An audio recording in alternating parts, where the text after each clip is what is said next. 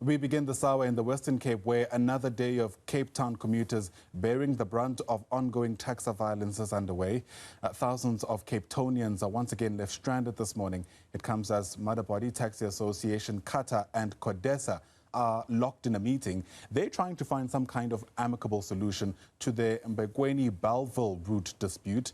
Newzroom Africa's Nasiphi is live to us now from Langa. And Nasiphi, it appears it's a day of more desperation. A day of more desperation indeed. I mean, commuters are at the receiving end of the taxi wars that we are seeing playing out in the Western Cape for the past 2 weeks now in Cape Town.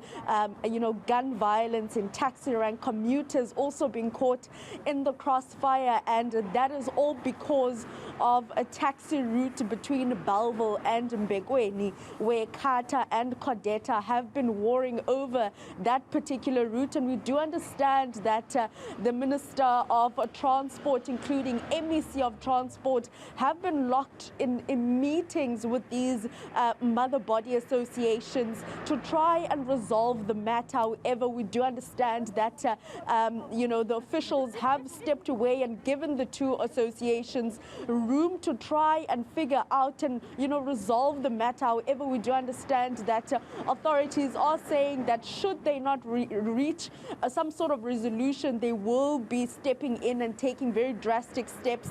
But I am joined here by commuters in Langa. As you can see, people of all ages are stranded, people trying to flag down cars. But I'm joined here by Nkosinathi, who's going to talk to us about some of the challenges the past 2 days, seeing that the taxis have been grounded, or rather taxis affiliated to CATA and Codeta have been grounded.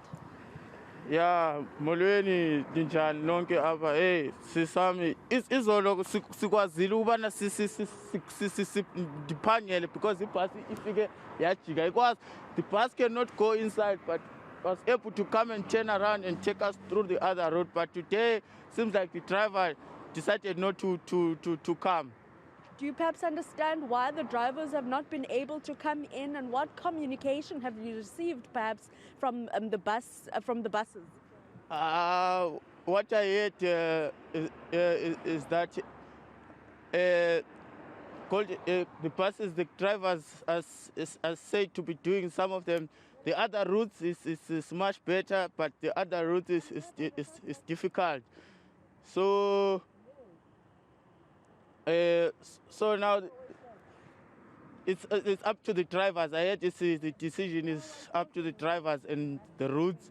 Yeah, because I heard they say they scaled down the buses. So what are some of the concerns?